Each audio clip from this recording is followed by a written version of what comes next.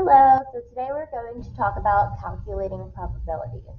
So when you're calculating the probability of something happening, that something that's happening is called an event. And the probability of that event happening is always written as either P of E or P of event. That something happening, you could say, what's the probability of, rolling a die and getting a 2? What's the probability of flipping a coin and getting heads or tails? That's what that event is representing.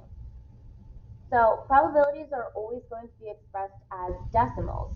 So these decimals, you might round to 2 decimal places, you might round to 3 decimal places. If it's a specific problem, we will give you instructions on which decimal places to round to. Okay?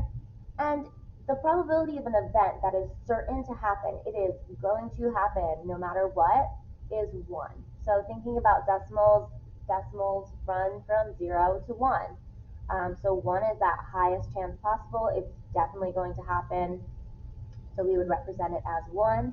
While thinking about the probability of something that's definitely not going to happen, an impossible event, is always going to be written as 0.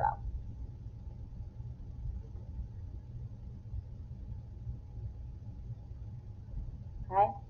Let's do an example of how we write it.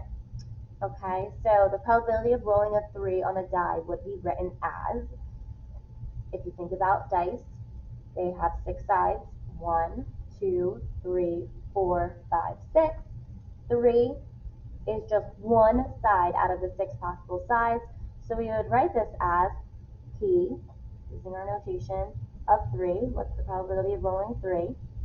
Equals 1 out of 6. And if we want to write this as a decimal,